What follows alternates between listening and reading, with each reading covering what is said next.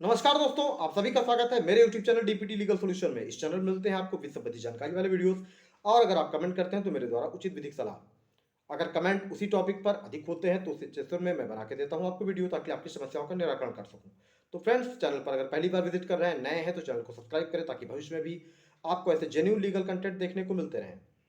Friends, आज है Friday, शुक्रवार, और हर शुक्रवार अब आपको मिलेगा लैंड लॉ, भूमि से व्यवस्था से संबंधित जो भी भूमि विधि है उनसे संबंधित वीडियोस। तो फ्रेंड्स, इस सेगमेंट को स्टार्ट करता हूं मैं आज। और आज आपको इस सेगमेंट में बताने वाला हूं कि अगर किसी व्यक्ति के खेत पर, जो खेती के लिए प्रयोग में होती है जमीन, उस पर किसी व्यक्ति ने अगर कब्जा कर लिया हो, चाहे सीमा चिन्ह जो है मिटाकर, तो कैसे उस कब्जे को हटाया जा सकता है, उस व्यक्ति को कैसे बेदखल किया जाता है। लेकिन इससे पहले थोड़ा सा मैं संक्षिप्त इतिहास आपको बताऊंगा। भूमि से संबंधित जो भी प्रावधान है वर्तमान में एवं क्या इतिहास है भूमि विधि व्यवस्था का। फ्रेंड्स, राजा टोडरमल को वर्तमान की जो भूमि व्यवस्था है की पैमाइश का में जो प्रणाली लागू है उसका जनक माना जाता है। ये अकबर के नवरत्नों में से एक थे और इन्होंने ही राजस्व प्रणाली का जन्मदाता इन्हीं माना जाता है। इन्होंने ही इस जो वर्तमान में पैमाइश के लिए, यानी जो मेजरमेंट की जो व्यवस्था है भूमि की, वो इन्होंने ही डेवलप की थी। वर्तमान प्रदेश में भारतीय संविधान के पहले संशोधन द्वारा भारतीय संविधान में 9वीं अनुसूची जोड़ी गई, 9 शेड्यूल जोड़ा गया। जितने भी लैंड लॉ हैं, भूमि से संबंधित जो भी विधियां हैं पूरे भारत में, वह इसी अनुसूची का विषय है। भूमि व्यवस्था से संबंधित जो भी प्रावधान है या जो भी विषय है, जो भी एक्ट हैं, कोड हैं, रूल्स हैं, वो हर राज्य के अपने लिए अलग अलग व्यवस्था है में बनाए गए हैं, क्योंकि ये लोकल लॉ के अंतर्गत आते हैं, स्थानीय विधि के अंतर्गत आते हैं। तो फ्रेंड्स, अगर किसी व्यक्ति की जमीन पर मान लीजिए सीमा चिन्ह मिटाकर या अपने आप मिट गया हो और किसी व्यक्ति ने अगर कब्जा कर लिया हो, तो कैसे उसको बेदखल कर सकते हैं। तो जैसा कि मैंने बताया, भूमि व्यवस्था में के संबंधित में जो भी विधियां हैं, वो हर राज्य की अलग अलग विधि हैं, क्योंकि ये लोकल लॉ है। स्थानीय विधि के अंतर्गत ये प्रावधान आते हैं और राजस्व प्रणाली के अंतर्गत ये प्रावधान आते हैं, रेवेन्यू मैटर्स के अंतर्गत। उत्तर प्रदेश में उत्तर प्रदेश राजस्व संहिता 2006 लागू है वर्तमान में। इससे पहले लैंड रेवेन्यू एक्ट 1901 और यूपी जेडे लागू था। इन दोनों एक्ट को खत्म करके और फिर एक नया कोड, नई संहिता पूरे उत्तर प्रदेश के लिए लागू की गई, जो कि वर्तमान में प्रचलित है। इस भूमि व्यवस्था के अंतर्गत, इस कोड के अंतर्गत, अगर मान लीजिए कोई व्यक्ति किसी की जमीन पर सीमा चिन्ह मिटाकर कब्जा करता है, तो उसे कैसे बेदखल किया जा सकता है, उसे कैसे हटाकर कब्जे से मुक्त कराकर जो वास्तविक स्वामी है उसे सौंपा जा सकता है। तो इस संबंध में प्रावधान है रेवेन्यू कोड के सेक्शन 24 में। सेक्शन 24 के उपधारा 1 में प्रावधान है कि उपजिलाधिकारी स्वयं, मतलब अपने खुद के संज्ञान पर, या किसी भी, मान लीजिए जिसकी जमीन को किसी ने कब्जा कर लिया है वही आवेदन करेगा, क्योंकि भाई जिसने कब्जा किया वो तो आवेदन करेगा नहीं। तो जिसकी जमीन पर कब्जा हो गया है वह व्यक्ति अगर आवेदन करता है, तो वर्तमान में जो भी प्रचलित भूमि का नक्शा है, मतलब हर गांव का या हर जो भी गांव के, मतलब राजस्व ग्रामों का जो नक्शा होता है जमीन का, जिसमें जमीन के संबंध में जानकारी होती है कि हाँ, यह टुकड़ा कितना है, यह कितने वर्ग मीटर, कितने फुट, कितने एयर का है।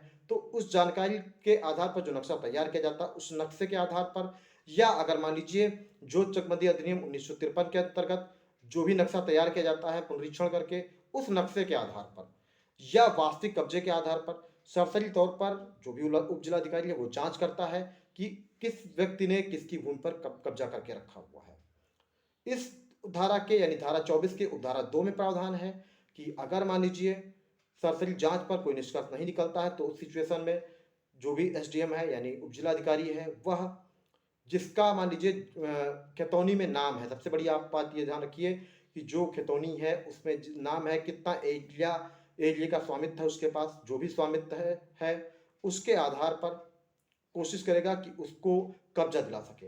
इसके लिए प्रावधान ये है कि जो वास्तविक स्वामी है और जो कहीं ना कहीं जिसके जमीन पर कब्जा किया गया है, तो सबसे पहले उसको ही कब्जा दिलाया जाए किसी तरह से। किसी तरह से मतलब यह कि जो भी प्रावधान है उनके अंतर्गत रहते हुए। सेकंड ये है कि अगर कोई सेकंड पार्टी है, मान लीजिए वह पीड़ित है, तो फिर उसको कब्जा दिलाया जाए। थर्ड ये है प्रावधान कि ऐसी कार्रवाई 90 दिनों के अंदर समाप्त की जाएगी, मतलब 90 दिनों के अंदर इस कार्रवाई को पूर्ण करना होगा जब भी अगर डिमार्केशन की प्रोसीडिंग के लिए कोई एप्लीकेशन दी जाती है।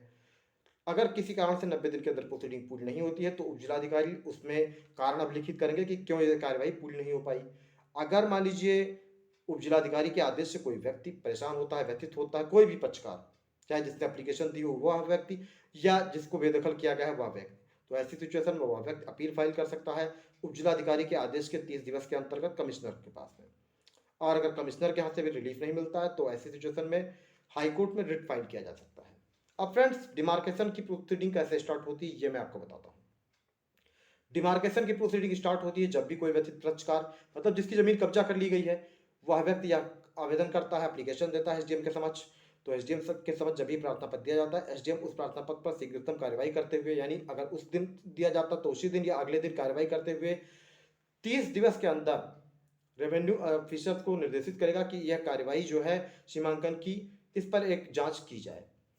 तो जब रेवेन्यू अधिकारी को यह कार्रवाई के लिए आदेशित कर दिया जाता है एसडीएम के द्वारा, तो रेवेन्यू अधिकारी एक डेट फिक्स करता है और उस फिक्स डेट के आधार पर नोटिस देता है दोनों पक्षों को, जो भी पक्ष हैं जिन्होंने कब्जा किया है और जिन्होंने ये दावा किया कि मेरी जमीन पर कब्जा किया गया है। इसके अलावा जो भी गांव की भूमि प्रबंधन समिति है उसको भी नोटिस दी जाती है। साथ साथ अन्य दो स्वतंत्र गवाह अगर उपस्थित हो उनको भी नोटिस दी जाती है कि हाँ आप भी मौके पर मौजूद रहें।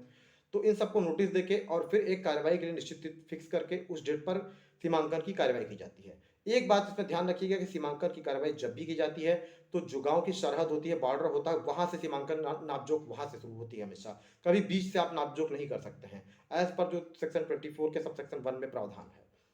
तो जब ऐसी कार्रवाई शुरू हो जाती है तो दोनों पक्षों की मौजूदगी में ऐसी कार्रवाई की जाती है। अगर मान लीजिए कोई भी पक्ष नहीं मौजूद है तो उस सिचुएशन में जो एप्लीकेशन, मतलब जो रिपोर्ट तैयार की जाएगी राजस्व निरीक्षक रेवेन्यू इंस्पेक्टर द्वारा, उसमें यह मेंशन किया जाएगा कि ये पक्ष उपलब्ध नहीं था। और अगर दोनों पक्ष मौजूद रहते हैं तो दोनों पक्षों से हस्ताक्षर लिया जाएगा। इसके अलावा दो स्वतंत्र गवाहों से हस्ताक्षर लिया जाएगा। साथ साथ जो लैंड मैनेजमेंट कमेटी है विलेज की, यानी ग्राम सभा का जो प्रधान है या लेखपाल है, उनके भी हस्ताक्षर लिए जाएंगे। और फिर वह रिपोर्ट 7 दिवस के अंदर एसडीएम को भेज दी जाएगी। एसडीएम को जब रिपोर्ट भेज दी जाएगी तो एसडीएम उस पर आपत्तियां आमंत्रित करेगा दोनों पक्षों से। आपत्तियां आमंत्रित करने के लिए 15 दिन का समय होगा, 15 दिन के अंदर आपत्ति प्रस्तुत करनी होगी। जब अगर आपत्ति निर्धारित समय के अंदर नहीं आती है तो एसडीएम उस आपत्ति को स्वीकार नहीं करेगा, या अगर उचित कारण दिया जाता है तो आपत्ति को स्वीकार कर सकता है और उसका निस्तारण यथाशीघ्र करेगा। निस्तारण में मान लीजिए अगर कोई पक्ष असंतुष्ट हो जाता है, मान लीजिए जैसे जिस व्यक्ति की जमीन पर कब्जा हुआ है, अब पता चलता है कि कहीं ना कहीं सीमांकन ऐसी कार्रवाई की गई जो बैसफुल है, अनुचित रूप से उस व्यक्ति के ही अगेंस्ट हो जाती है जिसने प्रार्थना पत्र दिया था कि उसकी जमीन पर कब्जा किया गया है, तो ऐसा व्यक्ति एसडीएम के यहाँ फिर एप्लीकेशन दे सकता है, अपील फाइल कर सकता है इस मामले में, जो भी उपजिलाधिकारी ने आदेश किया था उसके अगेंस्ट में। और ऐसी अपील फाइल होने के बाद अगर मान लीजिए कमिश्नर के यहाँ से रिलीफ नहीं मिलता है तो जो भी व्यथित पक्षकार हो वो रिट फाइल कर सकते हैं हाई कोर्ट में। तो फ्रेंड्स, ये है डिमार्केशन की प्रोसीडिंग। डिमार्केशन की प्रोसीडिंग में संक्षिप्त रूप में जान लीजिए कि जिस पक्षकार की मान लीजिए खेत की जो मेढ़ें होती हैं उसको अगर कोई काट के अपने में मिला लेता है या बाढ़ में बह जाती हैं, तो ऐसी सिचुएशन में कि आपकी जमीन को अगर किसी ने कब्जा कर लिया है तो आप एसडीएम के एप्लीकेशन दे सकते हैं।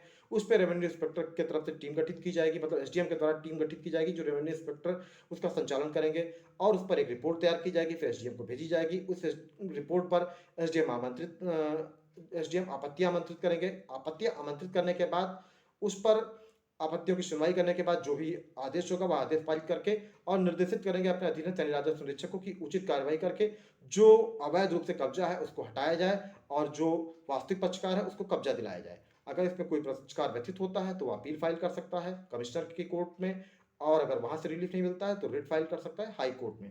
तो फ्रेंड्स, ये प्रावधान है रेवेन्यू कोड के सेक्शन 24 में, जिसमें सीमांकन डिमार्केशन की प्रोसीडिंग के लिए व्यवस्था की गई है। तो अगर आपको वीडियो पसंद आए तो वीडियो को लाइक करें, चैनल को सब्सक्राइब करें ताकि भविष्य में भी आपको ऐसे जेन्युइन लीगल कंटेंट देखने को मिलते रहे। Thank you.